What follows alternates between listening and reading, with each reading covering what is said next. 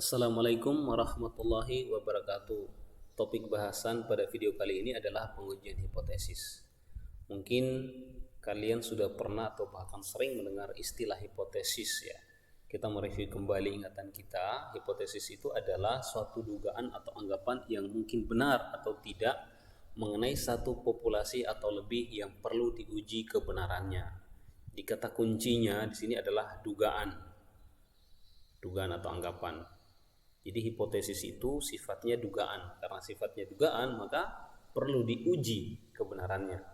Apakah dugaan itu benar atau salah? Jika dugaan atau anggapan dikhususkan mengenai nilai-nilai parameter populasi, maka dinamakan hipotesis statistik. Nah, nilai-nilai parameter populasi yang dimaksud di sini adalah ukuran deskriptif populasi, atau bisa juga kita katakan sebagai istilah yang mendeskripsikan besaran yang berkaitan dengan populasi. Misalnya mu, ini parameter rata-rata populasi.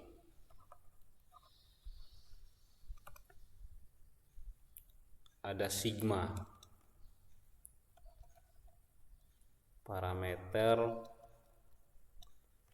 simpangan baku populasi ya, dan parameter-parameter yang lain. Nah, jika rumusan hipotesis atau penulisan hipotesis menggunakan parameter-parameter seperti ini, itu dinamakan hipotesis statistik. Contohnya ya, dalam hipotesis statistik itu kan ada dua. Ada yang dikatakan hipotesis 0, itu biasa ditulis H0. Nah, ada hipotesis tandingan ya. Hipotesis tandingan dari hipotesis H0 ini biasanya ditulis H1. Ada juga yang menuliskan HA. Contoh H0 ya, hipotesis untuk kerataan. Mu sama dengan mu 0. Maka lawannya adalah bisa mu tidak sama dengan mu 0. Ini contoh hipotesis statistik.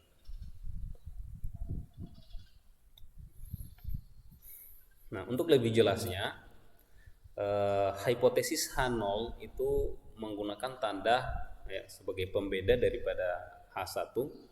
Itu tanda yang digunakan itu sama dengan, atau lebih besar sama dengan, atau kurang dari sama dengan ya. Biasanya 3 tanda ini. Sedangkan untuk hipotesis tandingannya itu menggunakan tanda ketaksamaan, tidak sama dengan, lebih besar, atau kurang dari. Nah, jadi ini pembedanya. Nah, karena tadi bersifat dugaan ya, maka hipotesis itu perlu diuji, dan langkah-langkah atau prosedur yang digunakan untuk menguji kebenaran hipotesis dinamakan pengujian hipotesis. Adapun langkah-langkah pengujiannya ada 2, itu menentukan statistik mana yang akan digunakan, apakah statistik uji Z, uji T, atau yang lainnya. Yang kedua adalah menentukan kriteria pengujian atau mencari titik kritis.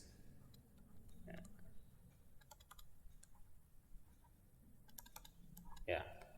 Jadi ini langkah-langkah pengujian hipotesis. Nah, sebelum kita bahas langkah-langkahnya ya, di dalam pengujian hipotesis untuk kemudian memutuskan apakah menerima hipotesis 0 atau menolak, itu biasanya terjadi kesalahan, dan kesalahan itu dikelompokkan menjadi 2. Kesalahan tipe 1 itu kesalahan menolak H0 padahal H0 benar. Ini disimbolkan dengan alfa. Kesalahan tipe 2 tidak menolak H0 ya, atau menerima H0 padahal H0-nya salah, yang disimbolkan dengan beta. Nah, dan yang akan kita manfaatkan pada pokok bahasan ini adalah kesalahan tipe 1 atau alfa. Adapun skema umumnya bisa dilihat dalam diagram ini ya, skema umum uji hipotesis ya, seperti yang dijelaskan tadi. Hipotesis statistik itu ada 2, ada H0, ada H1. Ini sebagai pembedanya, ini menggunakan tanda kesamaan, ada tanda kesamaan di sini, sedangkan H1-nya ketaksamaan. Oke. Hipotesis H0 ya, itu adalah dugaan ya. Intinya adalah dugaan, dan dugaan itu bisa diperoleh dari hasil penelitian sebelumnya atau dari bahan-bahan bacaan atau referensi ya, atau hasil percobaan orang lain. Sedangkan H1 itu hipotesis yang ingin dibuktikan. Kemudian setelah melakukan pengujian sampailah kemudian kepada keputusan, dan dalam memutuskan itu mungkin saja terjadi kesalahan, dan kesalahannya itu ada dua ya, seperti yang sudah dijelaskan tadi. Yang akan kita bahas di sini adalah kesalahan tipe 1 yang ini. Nah, jadi ini skema umum uji hipotesis. Oke, sedikit ya kita ulas tentang statistik uji dan titik kritis. Statistik uji digunakan untuk menguji hipotesis statistik yang telah dirumuskan. Ya, notasinya berpadanan dengan jenis distribusi yang digunakan. Oke, jadi tadi ada statistik uji T, uji Z, uji F atau uji lainnya.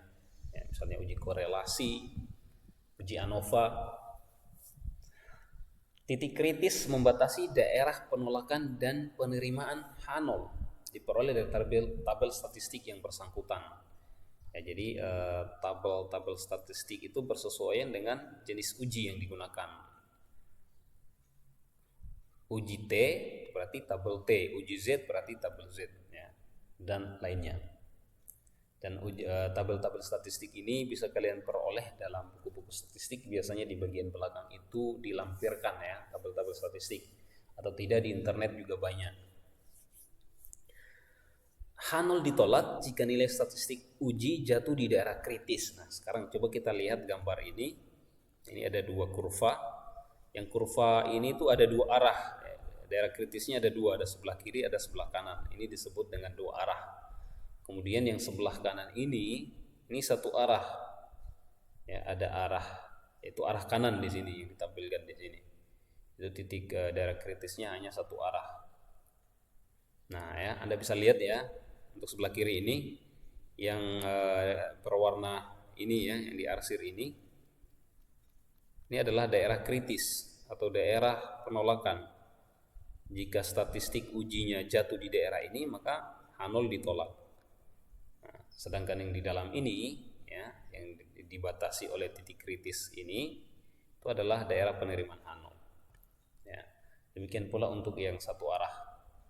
Ini daerah kritis, sini daerah penerimaan H0. Nah, titik-titik kritis ini diperoleh dari tabel statistik. Ya, untuk rumusan populasi ya. Rumusan populasi statistik ya,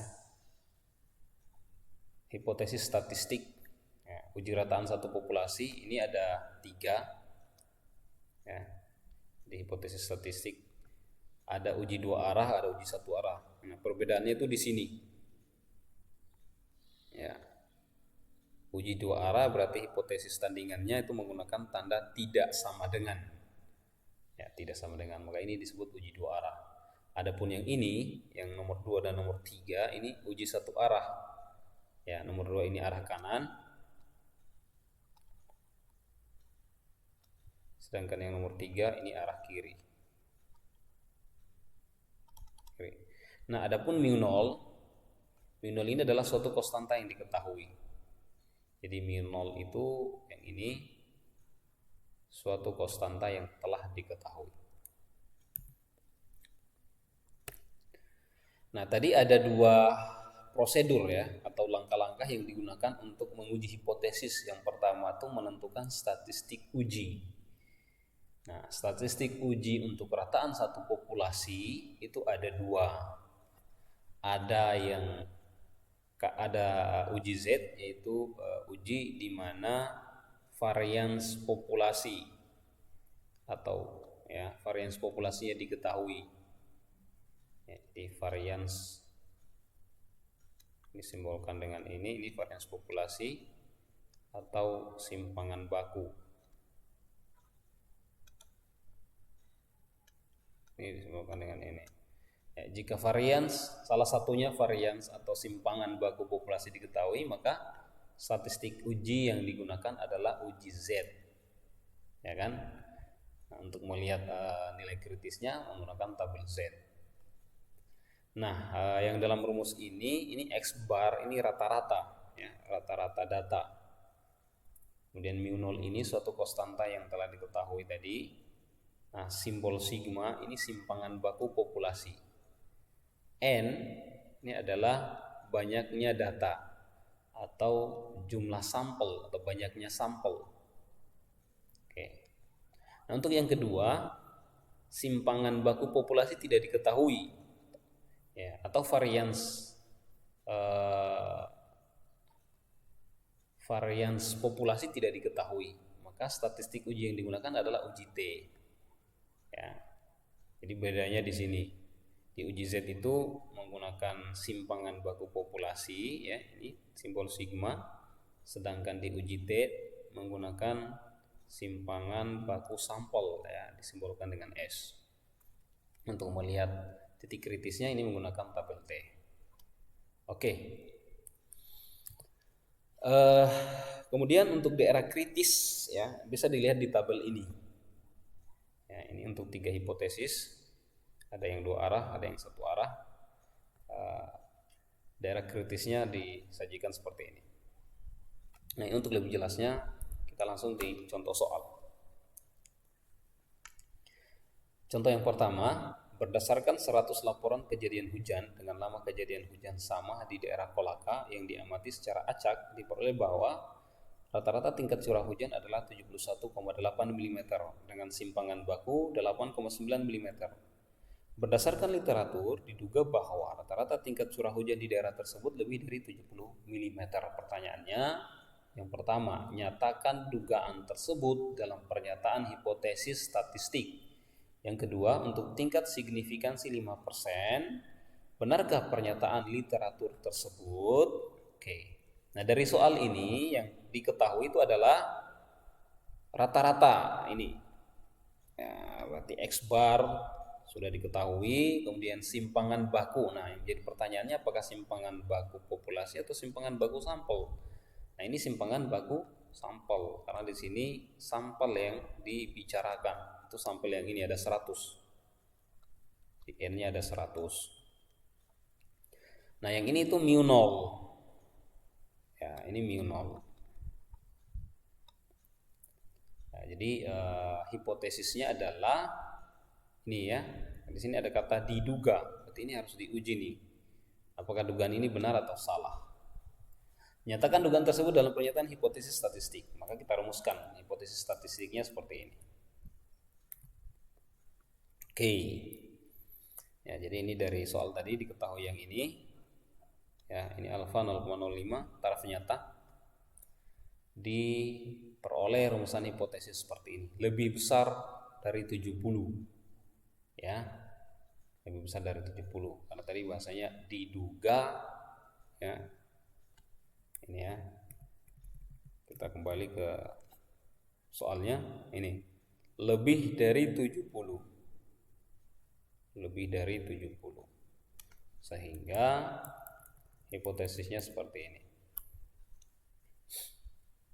Nah, ini hipotesis H1. Nah, dari hipotesis ini maka ini jelas satu arah, ya. Ini arah kanan. Diuji satu arah, itu arah kanan. Kemudian dari yang diketahui tadi ini juga sudah bisa ditentukan statistik uji mana yang akan digunakan. Simpangan baku sampel, berarti ini uji T, ya. Yang digunakan adalah uji T. Oke, kita lanjut. Oke, setelah mengetahui statistik uji yang digunakan, itu uji T. Ya, uji T kan tadi sudah ada rumusnya, tinggal dihitung. Berikutnya adalah kita menentukan titik kritis menggunakan tabel T. Nah, untuk melihat atau mencari titik kritis dalam tabel ini, yang perlu diketahui itu adalah derajat kebebasan. Ya. Atau di tabel ini dituliskan DF, degree of freedom, ya, derajat kebebasan. Di mana rumusnya derajat kebebasan itu DF sama dengan N kurang K, dengan N ini adalah banyaknya data atau ukuran sampel, dan K ini adalah variabel. Berapa variabel? Nah, dalam soal tadi itu satu variabel, curah hujan. Sehingga DF-nya itu adalah N-nya tadi 100, variabelnya 1 itu sama dengan 99.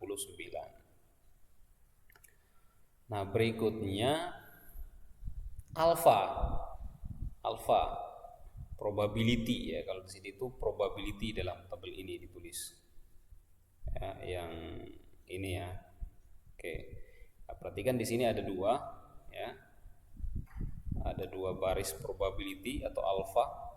Nah, alfa yang paling atas ini satu arah. Ini alfa satu arah dan yang ini alfa dua arah.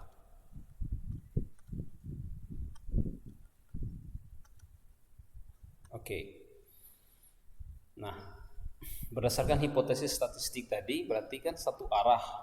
Ya, berarti yang kita lihat itu yang atas, yang ini. Alfa yang diketahui dalam soal kan 0,05. Kan? Berarti yang ini. Oke. Derajat kebebasannya 99, berarti yang ini. Nah, selanjutnya adalah tinggal kita lihat nih. Tarik garis lurus. Kemudian dari sini juga tarik garis lurus, ternyata menunjuk pada angka yang ini. Maka T tabelnya adalah atau titik kritisnya adalah 1,66039 ya, 1,66039. Nah, sehingga ini sudah bisa dilihat ya apakah H0 itu diterima atau ditolak. Nah, kita lihat nih. Oke, sorry di sini salah ya, bukan 1,645, sama dengan 1,66 ya. Kalau kita bulatkan dua angka di belakang desimal ya, 1,66. Nah, setelah dihitung menggunakan uji T diperoleh 2,02 yang ini. Nah, apakah 2,02 ini ada di daerah kritis, di daerah penolakan H0 atau di daerah penerimaan? Untuk lebih mudahnya coba saya gambarkan ya. Ini kan satu arah ya. Satu arah berarti seperti ini.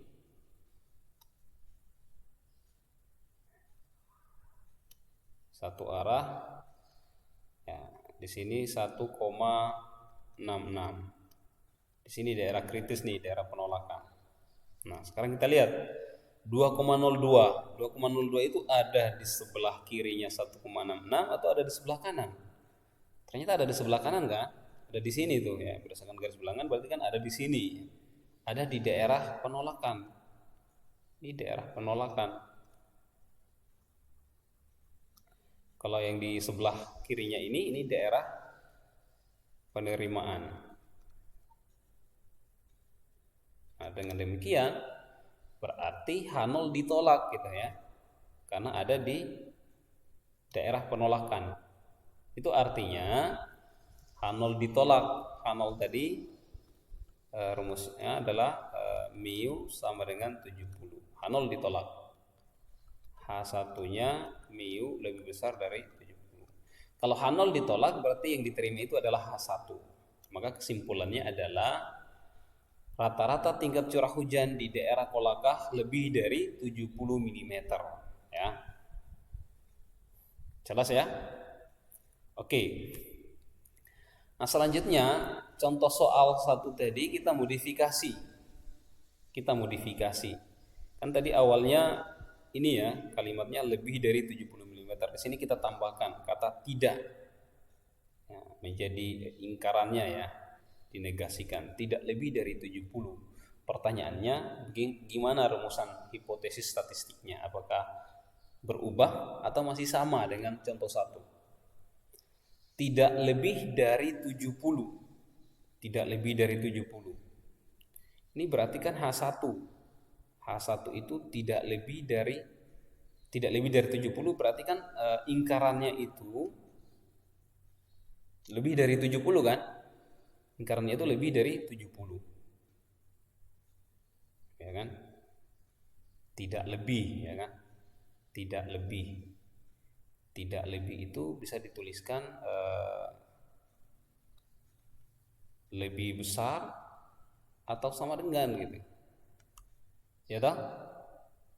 Nah, nyatakan dugaan tersebut dalam pernyataan hipotesis statistik. Maka rumusan hipotesisnya akan sama dengan contoh 1. Ya, akan sama. Jadi kalau kita tuliskan hipotesis statistiknya ini H0 mu sama dengan 70.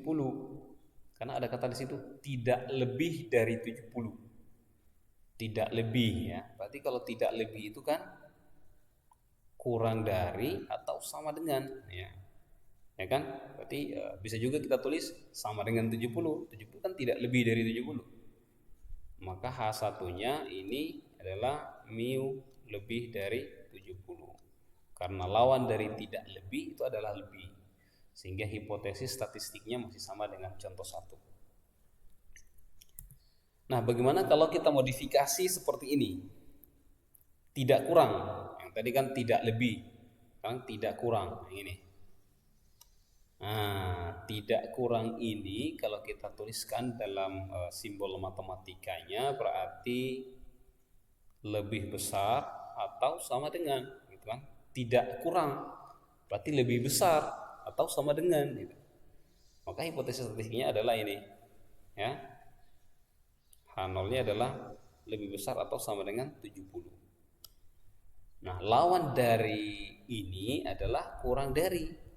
Ya, ini lawannya. Ini rumusan hipotesis statistiknya. Oke. Berikut ya, kita masuk di contoh yang kedua. Pengusaha lampu A mengatakan bahwa lampunya bisa tahan pakai sekitar 800 jam. Akhir-akhir ini timbul dugaan, perhatikan, timbul dugaan bahwa masa pakai lampu itu berubah. Untuk menentukan hal ini dilakukan penelitian dengan jalan menguji 50 lampu. Ternyata rata-ratanya 792 jam dengan simpangan baku populasi 60 jam. Selidiki dengan taraf nyata 0,05 apakah kualitas lampu sudah berubah atau belum. Nah, dari soal ini kita ketahui seperti ini ya. Simpangan baku populasi 60 jam, kemudian X rata-ratanya ini N50, alfanya 0,05 dan mu 0 ya, di sini mu 0. Mu 0-nya 800 jam. Maka rumusan hipotesis statistiknya adalah ya, mu tidak sama dengan 800 jam. Ya, kita ingin menguji kan, kita ingin menguji yang ini. Kita ingin menguji 800 jam ini gitu. Apakah masih sama atau sudah berubah? Sehingga rumusan statistiknya seperti ini. Nah, karena simpangan baku populasi diketahui, maka statistik yang digunakan adalah ini, statistik Z.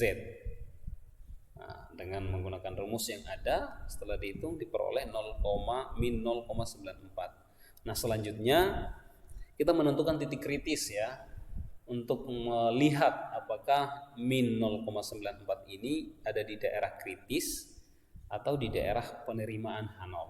Berarti kita lihat lagi nih tabel. Kita gunakan tabel Z.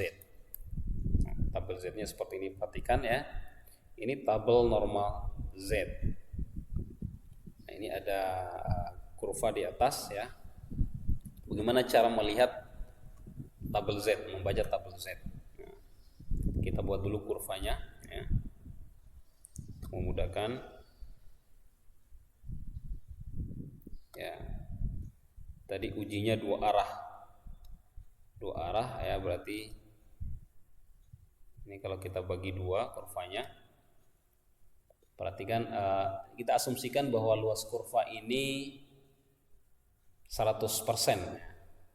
Setelah dibagi dua berarti itu 50% masing-masing ya. Diasumsikan dibagi dua sama besar ya. Jadi sebelah kiri sebelah kanan sama besar, berarti masing-masing 50%. Nah, alfa yang digunakan itu 5%. 5% dibagi dua berarti ini kan luasannya menjadi 2,5%. Ya kan? Luas di sini. Di sini juga 2,5%. Maka luasan yang ini ya, luasan yang ini 50% ya kan, dikurangi dengan 2,5% sama dengan 47,5%. 47,5% jika dinyatakan dalam bilangan desimal ini menjadi 0,475. Nah, selanjutnya 0,475 inilah yang kita cari dalam tabel ini. Nah, ternyata 0,475 itu ada di sini. Ini 0,475. Ya, sama persis ya. Yang 0,475 ini. Maka nilai tabelnya adalah tinggal menarik garis ya ke kiri sama ke atas. Nah, di kirinya menunjuk 1,9 dan di atasnya menunjuk 0,06. Maka nilai tabelnya adalah 1,96. 1,96. Ya, 1,9 0,06 berarti 1,96. Maka titik kritisnya adalah 1,96. Ini di sini di titik ini 1,96. Di sini min 1,96. Ya. Karena dua arah tadi ya, berarti arah kanan dengan arah kiri. Nah, sehingga daerah penerimaannya itu dibatasi oleh min 1,96 dan 1,96. Jadi yang ada di daerah sini ini daerah daerah penerimaan, Ini daerah penerimaan H0. Nah, kita lihat tadi Z hitungnya itu ada berapa? Ya kan? Nah, Z hitungnya ada min 0,94. Min 0,94. Berarti min 0,94 itu ada di sini gitu ya. Masih ada di sebelah kanannya ini, min 1,96. Ya kan? Ini kan menuju ke sini, ini menuju 0 nih. Ya kan? Ini asumsikan ini di sini 0. Ya kan? Ya, berarti min 0,94 itu semakin mendekati 0. Ya, itu artinya ada di daerah penerimaan. Karena itu maka H0 diterima gitu. Karena Z hitungnya itu berada dalam daerah penerimaan H0. Sehingga kesimpulannya H0 diterima. Artinya dalam taraf nyata 0,05%, dalam taraf nyata 0,05, penelitian memperlihatkan bahwa masa pakai lampu masih sekitar 800 jam dan belum berubah. Ya, ini kan tadi H0-nya mu sama dengan 800 dan H1 mu tidak sama dengan 800. Setelah diuji ternyata ini diterima. Berarti masa pakai lampu masih sekitar 800 jam dan belum berubah. Oke. Lanjut contoh yang ketiga. Dengan menyuntikkan semacam hormon Lasix kepada atlet tinju akan menambah berat badannya rata-rata 4,5 ons. Sampel acak yang terdiri dari 31 atlet yang telah disuntik memberikan rata-rata berat 4,9 ons dan simpangan baku 0,8 ons. Cukup beralasankah untuk menerima pernyataan bahwa pertambahan rata-rata berat badan paling sedikit 4,5 ons dengan taraf nyata 0,01? Dari soal ini diketahui tadi simpangan baku sampel, berarti ini kan statistik T yang digunakan karena simpangan baku sampel. Nah, rumusan hipotesisnya seperti ini. H0 mu sama dengan 4,5 ons. Ya kan? Ya. Karena di sini tadi ya, perhatikan ini kalimat yang di bold. Cukup beralasankah untuk menerima pernyataan bahwa pertambahan rata-rata berat badan paling sedikit 4,5 ons, paling sedikit ya, paling sedikit 4,5 ons, paling sedikit itu 4,5 ons, berarti 4,5 gitu ya. Maka H1-nya adalah lebih besar dari 4,5.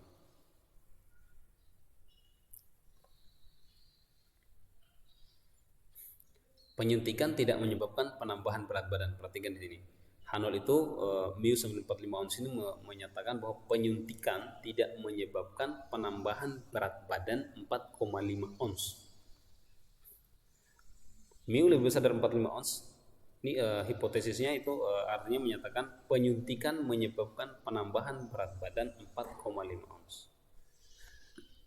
Nah, dengan melihat T-tabel, cara melihatnya sama seperti tadi di contoh 2. Ya, sehingga diperoleh di contoh 2, contoh 1 ya.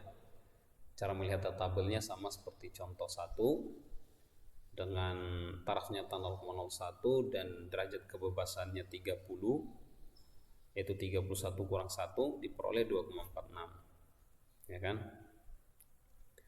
Diperoleh 2,46. Karena T hitung lebih besar dari T tabel ya, karena tadi satu arah ya kan? Maka kita lihat seperti ini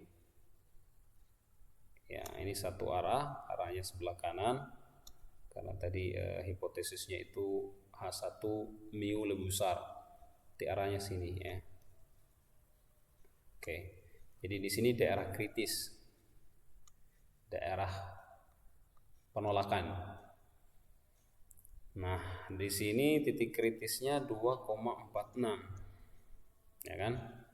Ternyata T hitungnya 2,8. 2,8 itu kan berarti ada sebelah kanannya ini ya. Ada sebelah kanannya 2,46, ada di daerah sini. Artinya H0 ditolak. Ya kan? Kesimpulannya adalah hormon lasix dapat menambahkan berat badan petinju rata-rata paling sedikit 4,5 ons. Ya, untuk pengujian hipotesis cukup